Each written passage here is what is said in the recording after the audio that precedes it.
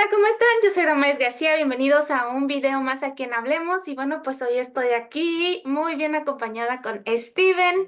Ya sé que es uno de los favoritos aquí en el canal, les gustó muchísimo su participación aquí y pues estoy muy contenta, Steven, de volver a poder coincidir y poder volver a grabar un video juntos. ¿Cómo has estado? No, muchas gracias, Damaris, por tenerme nuevamente en tu programa y poder compartir un poquito sobre algunas ideas en relación a este tema tan interesante como lo es la segunda unción. Ujú. Sí, sí, sí, bueno, miren, este canal lo hace posible todos nosotros quienes hemos participado, ¿no?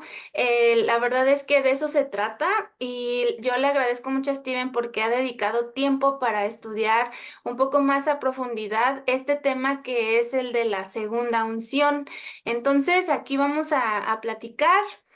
Más que nada, pues de qué se trata y pues avisarle a los miembros que no es ningún invento, simplemente es algo que pues no se habla, bueno, ahorita ya, porque ya estamos más comunicados, entonces aquí vamos a aprender mucho.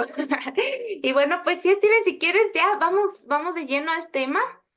¿Qué nos podrías Claro, decir de la segunda unción? claro.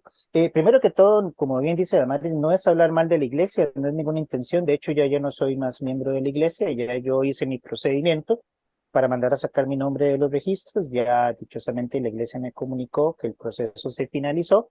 Y mi idea hoy es compartir sobre este tema, no para mí, más bien quiero hacer una invitación a todos los miembros de la iglesia que yo sé que participan también del programa, que si ellos tienen más información al respecto, nos lo dejen en su cajita de comentarios para poder enriquecer más el tema, ¿verdad?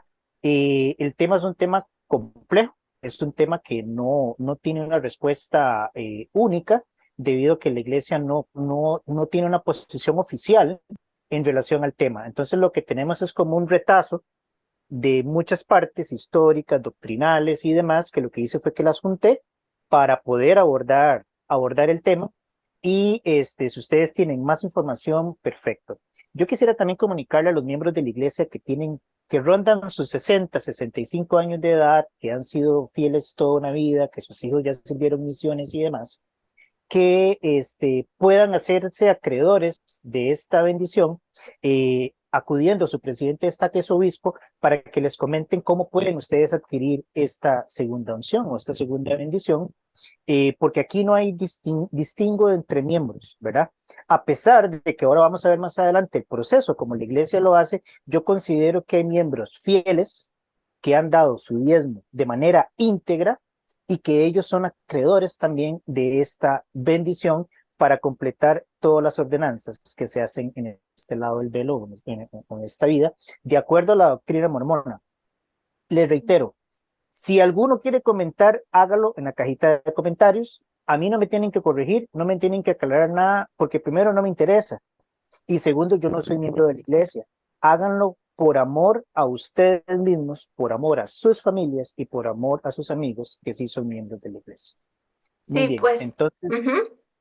no sé si quieres hacer algún comentario introductorio, Damaris. No, no, pues es que me llama la atención lo que dices, ¿verdad? De la gente que ha estado en la iglesia ya por tantísimos años que, pues sí, que digamos por justicia les tocaría participar de esta ordenanza de la segunda unción. Aquí la cosa es que estoy segura que muchos de estos miembros ni siquiera saben, no tienen idea. Entonces, pues sí, empecemos, abordemos el tema. Muy ¿Qué bien. es la segunda unción? La segunda unción también se conoce en la doctrina mormona como bendiciones mayores de sacerdocio Melquisedec. Se conoce como la segunda bendición o la segunda investidura. ¿Qué es la segunda unción? Dice que es una ordenanza, ya dijimos, es un acto o una ceremonia que se practica en los templos santos de los últimos días. Solo ahí se practica, no se practica en ninguna capilla. En dicha ordenanza, un participante es ungido como un sacerdote o rey o una sacerdotisa o una reina, y estas personas son selladas para el grado más alto de salvación disponible en la teología mormona. Se dice que los que participan en esta ordenanza tienen, como dice Doctrina y Convenios, su vocación y elección más segura. Ujú. Lo que es decir que es que agarran su matrimonio celestial y son sellados por el Espíritu Santo o el Santo Espíritu de la promesa. Se dice que ellos han recibido lo que se conoce también en las escrituras como la palabra profética más segura. Ujú. Ahora, de esta ordenanza no hay mucha información. Solo se tienen registros históricos. Hoy vamos a hacer todo un paseo por registros históricos. Vamos a ver lo que dice el Manual General de Instrucciones y vamos a ver lo que dice la doctrina con base en las escrituras. Ujú. Ahora, ¿dónde es que se menciona la segunda unción? Bueno, si alguien quiere saber, eso está en la sección 132 de Doctrina y Convenios. Leemos ahí el encabezado de dicha sección, lo siguiente: revelación dada por medio de José Smith, el profeta en Nauvoo, Illinois, asentada en el registro el 12 de julio de 1843, relacionada con el nuevo y sempiterno convenio, que comprende la eternidad del convenio matrimonial y el principio del matrimonio plural. Aunque la revelación se anotó en 1843, hay evidencia histórica que el profeta tenía conocimiento de esto desde 1831. Y aquí hago un gran paréntesis. José Smith escribe esta revelación cuando Emma Smith se da cuenta que él está practicando la poligamia. Uh-huh. Recordemos que el profeta José había empezado esta unión con otras mujeres, incluso sellándose en el templo antes de que su esposa lo supiera. Uh-huh. Entonces, hay una teoría de apologistas que investigan en la iglesia de que muy probablemente muchas de las revelaciones que José Smith escribió o que él dijo recibir fue en medio de procesos históricos de crisis. Entonces, cada vez que él estaba en una crisis, se tapaba sacando una revelación, ¿verdad? Uh-huh. Entonces, vamos a brincar a la sección 132 y vamos a leer el versículo 19. El versículo 19 dice así: y además de cierto te digo, si un hombre se casa con una mujer por mi palabra, la cual es mi ley, y por el nuevo y sempiterno convenio, y les he sellado por el Santo Espíritu de la promesa, por conducto del que es ungido, a quien he otorgado este poder, y las llaves de este sacerdocio, y se les dice, saldréis en la primera resurrección, y si fuera después de la primera en la siguiente, y heredaréis tronos, reinos, principados, potestades y dominios, toda altura, toda profundidad, entonces escribirán el libro de la vida del Cordero, que no cometerán homicidio para derramar sangre inocente. Y si cumplen mi convenio y no cometen homicidio, vertiendo sangre inocente, les será cumplido en todo cuanto mi siervo haya declarado sobre ellos, por el tiempo y por toda la eternidad, y estará en pleno vigor cuando ya no estén en el mundo. Y los ángeles y los dioses estarán allí y los dejarán pasar a su exaltación. Versículo 20, entonces serán dioses porque no tendrán fin, por consiguiente existirán de eternidad en eternidad porque continuarán, y entonces estarán sobre todo porque todas las cosas les estarán sujetas. Entonces serán dioses porque tendrán todo poder y los ángeles estarán sujetos a ellos. Y viene el 26, esa es la clave. El 26 dice, de cierto te digo, que si un hombre contrae matrimonio con su mujer, conforme a mi palabra, y son sellados por el Santo Espíritu de la promesa, de acuerdo a mi precepto, y él o ella comete algún pecado o transgresión del nuevo y sempiterno convenio, cualquiera que sea, y toda clase de blasfemias, y si no cometen homicidio en el que viertan sangre inocente, todavía saldrán en la primera resurrección y entrarán en su exaltación. Pero viene un punto y coma ahí, ustedes lo pueden ver en el versículo 26 y dice, pero serán destruidos en la carne y entregados a los bofetones de Satanás hasta el día de la redención, dice Dios el Señor. ¿Qué significa esto?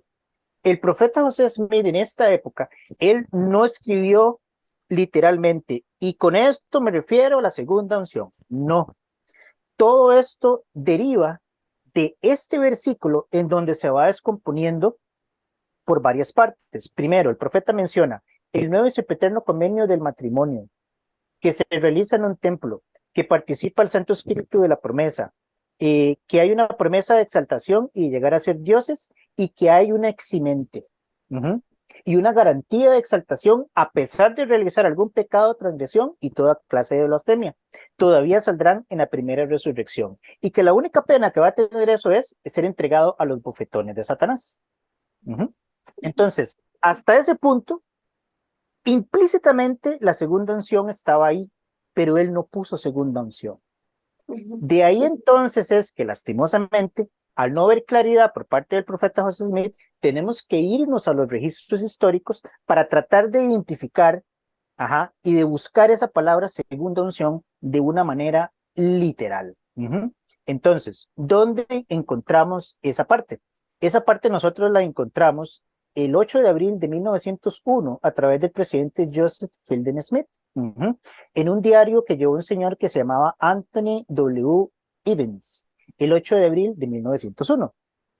Joseph Fielding Smith escribió: ningún hombre recibe la plenitud del sacerdocio de Melquisedec hasta que no haya recibido su segunda unción.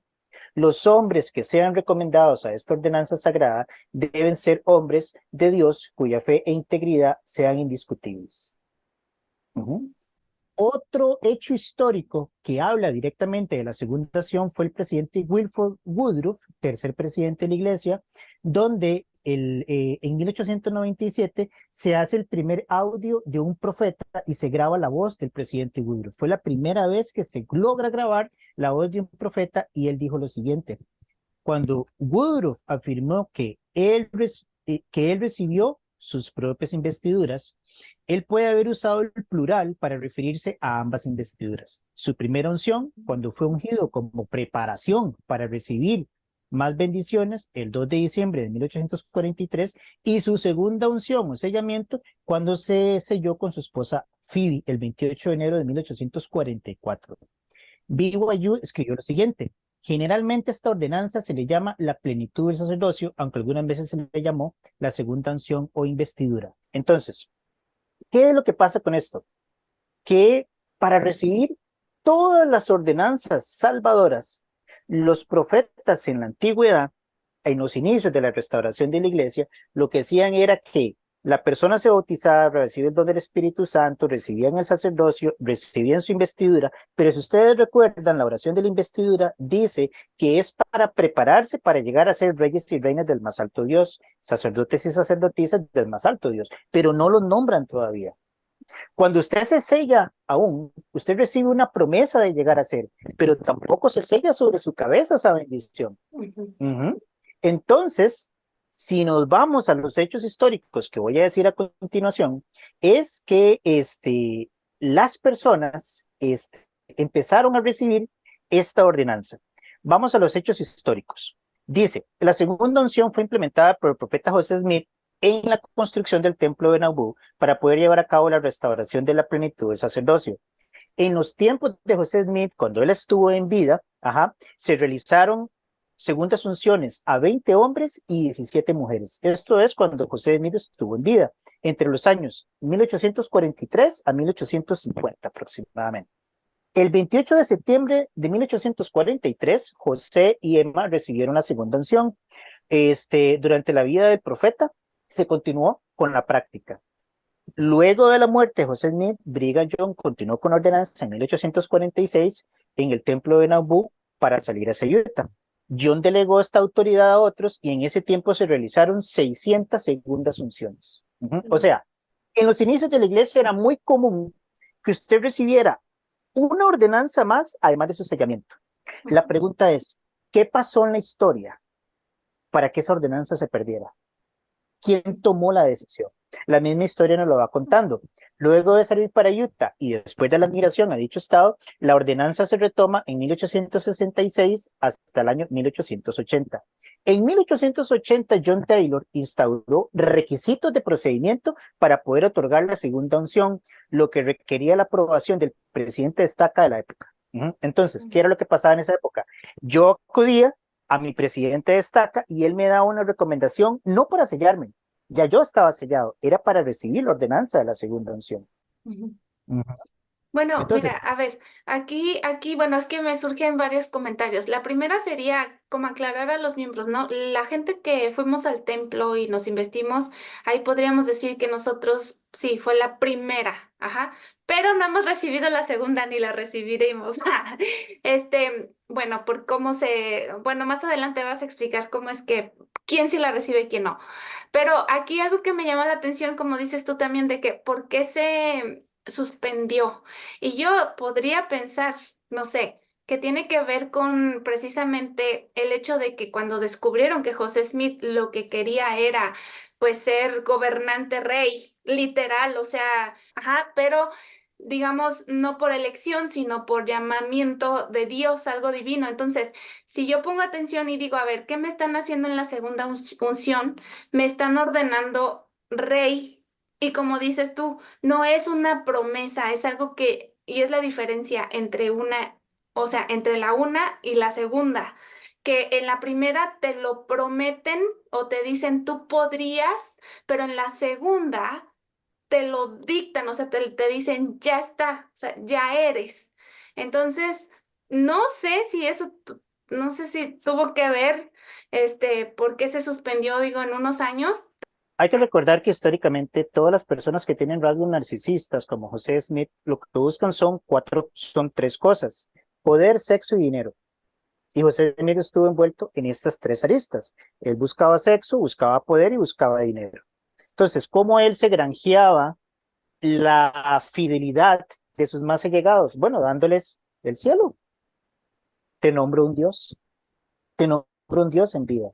¿Con qué autoridad? Yo no lo sé, porque no hay registros de que Jesucristo lo hiciera, Sí, porque no hay registros de que en el Antiguo Testamento los mismos sacerdotes israelitas o judíos se nombraran ellos dioses, sí, ¿verdad? se brincó. Sí. Entonces él comete un exceso de poder, que para eso hay un libro que se llama Inside of the Mind of Joseph Smith, dentro de la mente de José Smith, que es un análisis psiquiátrico que se le hace a él, y se logra determinar el grado de narcisismo que él tenía, cómo él quería ejercer todo su control sobre el pueblo, y es muy fácil ir dictando diferentes ordenanzas. Pero la historia continúa, porque, por ejemplo, en el año 1901, Lorenzo Snow limita las ordenanzas, y entre el año 1918 a 1920 solamente como 20 personas recibieron la ordenanza. En 1920 Herbert J. Grant elimina por completo la autoridad de los presidentes de estaca para recomendar a las personas para la segunda unción. 1920, 2020, eso fue hace 100 años, eso es muy poco, esa es la vida de mi abuela. O sea, mi abuela y mi bisabuela estaba viva y yo conocí a mi bisabuela. Entonces, eso es muy reciente. La iglesia no hace mucho. Le dijo a los presidentes de estaca: un momento, ya ustedes no pueden dar la recomendación para la segunda unción. Y este privilegio de elegibilidad recayó únicamente sobre el quórum de los 12 apóstoles. Es Herbert J. Grant en 1920 el que le dice a los apóstoles: solo ustedes pueden definir quiénes reciben la segunda unción y quiénes no. Ujú, ujú, Eso es muy reciente. Para el año 1941, ya se habían otorgado y se habían dado, según los registros históricos, 15.000 segundas unciones a personas vivas y 6.000 ordenaciones a personas fallecidas de manera vicaria. Entonces, eso fue en 1941. En 1942 se logró reducir tanto la segunda unción que solamente 3 autoridades generales de 32 tenían la segunda unción. ujú. Ahora, para el año 1949 a 1981, que fue cuando Kimball era el presidente de la iglesia, la práctica queda completamente interrumpida. O al menos ya ahí la iglesia, en 1981, el presidente Kimball corta el acceso a los registros históricos sobre la segunda unción. Y se llegó a definir que en los tiempos de Kimball solo Harold Billy y él tenían la segunda unción, el resto de apóstoles no lo tenían. Y Ujú. ahí, a partir de 1981, ya se corta. Hay chismes de que dicen que los actuales miembros del quórum de los 12 reciben la segunda unción. El problema que hay es que no hay datos. O sea, la iglesia no se abre. Es más, yo lo que sabía de la segunda unción fue un cuchicheo que yo escuché cuando yo era secretario de mi presidente de estaca, de uno de mis presidentes de estaca, hablar sobre el tema, porque uno de los apóstoles actuales era muy amigo de un presidente de misión que vino aquí a Costa Rica, y tan amigos eran que salían a correr juntos y eran íntimos amigos. Y parece que por ahí se veía el run run de que el presidente de misión ya había conseguido el permiso por el apóstol para recibir su segunda unción. Claro, ese amigo de ese apóstol era un alto ejecutivo de una alta corporación a nivel mundial. Ujú. O sea, no crea que cualquier miembro o cualquier hijo de pulpero, aunque haya sido fiel, le van a decir: venga, hermano, usted se merece la segunda unción. Y de eso voy a hablar más adelante. Sí, Ujú. Damaris, ibas a comentar algo. Bueno, yo Ujú. Ajá. sí, yo bueno, basándome en las experiencias, porque realmente yo aprendí de esto de la segunda unción por cosa de que he escuchado testimonios, ¿no? De las personas que han salido de la iglesia y que recibieron la segunda unción.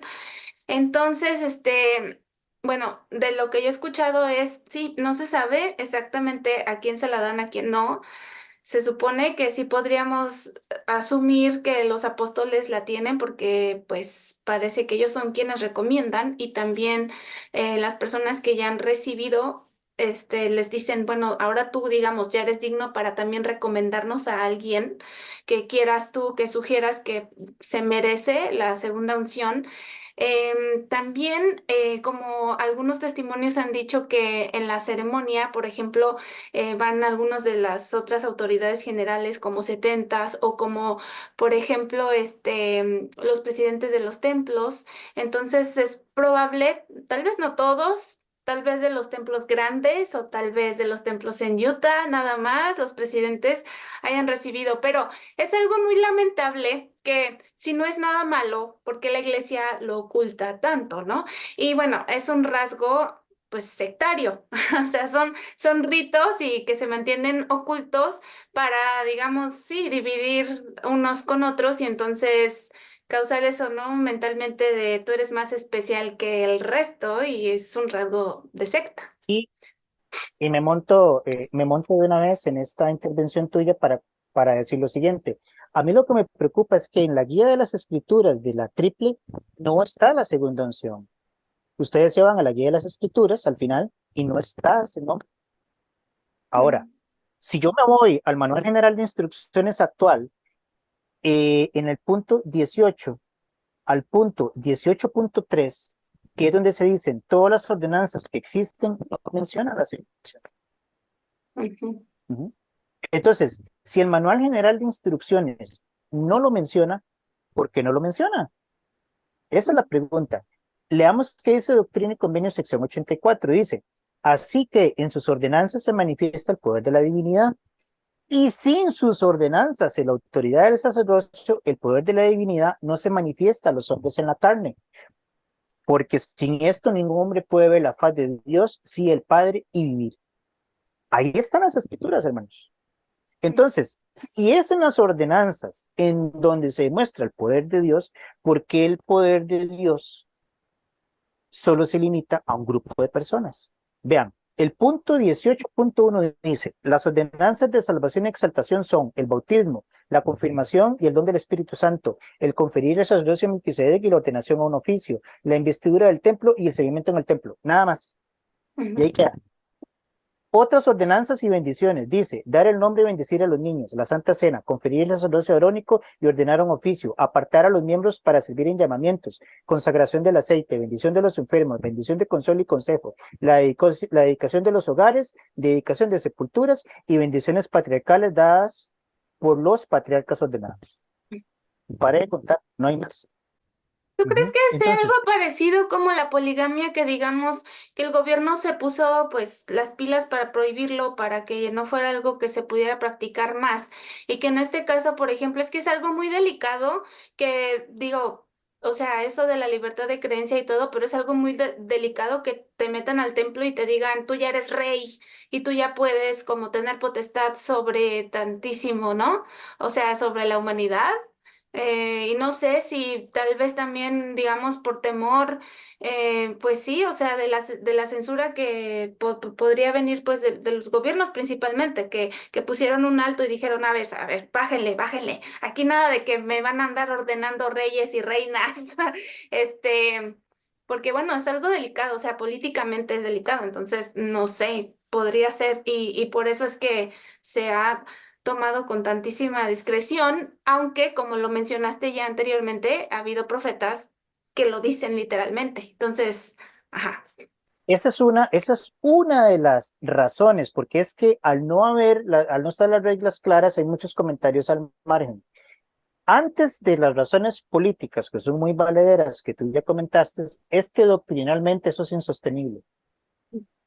O sea, usted se va a las escrituras antiguas, tanto el Antiguo como el Nuevo Testamento, y usted no va a encontrar eso. Ujú. Ellos hacen referencia al lavado de los pies que le hace Jesucristo a los apóstoles, pero es que nada tiene que ver con eso. Ujú. Ahora, ¿de dónde agarró José Smith esa enseñanza o esa línea? Porque ya ahorita ya vamos a entrar a ver el procedimiento de cómo es la ordenanza y vamos a leer parte de la ordenanza también. Pero él se deja influenciar. Los clérigos de la época de José Smith eran muy influenciados por Calvino. ¿Quién es Calvino? Calvino es uno de los reformadores de la Iglesia Católica en el año 1500, y entonces ahorita que vamos a entrar ya al procedimiento van a ver que la mujer toma un rol secundario en la ordenanza para llegar a ser rey y reina, sacerdote y sacerdotisa del más alto Dios. Y es que Calvino le dio un rol secundario a la mujer en toda su prédica y en todas las encíclicas de reforma que él hizo. Entonces, muchas de estas ramas, recordemos que Parley P. Pratt, todos los allegados de José Smith eran muy influenciados a través de pastores presbiterianos, metodistas, calvinistas, luteranos, etcétera, etcétera. Y acuérdense que José Smith hace un collage de conocimiento hasta de la masonería, que ya tú tienes hartos videos en tu canal al respecto. Entonces, ¿qué fue lo que pasó? Bueno, es muy sencillo. José me cometió un error. Vean, como abogado se los digo. Vean, existe un término en el derecho que se llama laguna legal. Eso es lo que es esto. Esto es una laguna legal. Él creó la norma en sección 132, pero él no crea el procedimiento. Y él al no crear el procedimiento crea una gran laguna y dicen, bueno, ¿cómo lo vamos a repartir? ¿Quiénes van a tener acceso? ¿Cuándo van a tener acceso? ¿Se puede dar a saber? No se puede dar a saber. Entonces él, cuando él crea esto en medio de su fantasía, él, como él no es legislador, él omite crear el procedimiento. Entonces existe el Código Penal y el Código Procesal Penal. Si usted se va al Manual General de Instrucciones de la Iglesia, dice, este llamamiento es esto, esta es la descripción, este es el que lo llama y esto es lo que tiene que hacer. Ajá. Entonces, todo está debidamente detallado. Si usted va al templo, usted va a encontrar esta la ordenanza, esta la oración, esto se practica y en este salón. Norma y procedimiento. José mismo dejó el procedimiento de la segunda opción. Lo dejó muy Entonces, vago. Ujú, es un campo muy abierto. Ahora, ujú, ¿dónde está el problema con la segunda unción para los miembros? Es que, de acuerdo al estudio doctrinal que hice, y si ustedes quieren, háganlo ustedes, esa es la idea, que todos aportemos, porque precisamente el programa se llama Hablemos, porque es una plática, y me van a disculpar, yo no soy teólogo, yo soy un ex miembro de la iglesia común y corriente, porque ustedes lo quisieron así, porque la iglesia mormona no tiene clérigos profesionales. Entonces ahora se aguantan, porque ahora somos personas comunes y corrientes haciendo el análisis de cosas tan delicadas como estas. ¿Saben por qué? Porque ni su profeta ni sus apóstoles salen a hablar de esto en la conferencia general y a explicarle a la gente, porque todo lo tienen en un secretismo. Pero les voy a decir dónde está el problema para ustedes. El problema para ustedes está en que hay un debate muy serio en que si es una ordenanza necesaria o no para la exaltación, ujú, ujú. porque no se hace vicariamente en los templos actualmente. Yo pregunto, ¿se va a hacer en el milenio? Créanme que investigué y no encontré nada. Si alguien sabe, pónganlo en la caja de comentarios, porque yo le pregunto a usted, miembro de la iglesia que ha sido fiel toda su vida, ¿cuándo va a recibir usted esa segunda unción? Ujú. Ya vemos que existe, ya vemos que es un requisito, entonces, ¿será que ellos están limitando ese gran requisito para llegar a ser dioses solo un grupo de personas? Bueno, aquí yo digo, digamos como que para redondear esta primer parte, ¿no?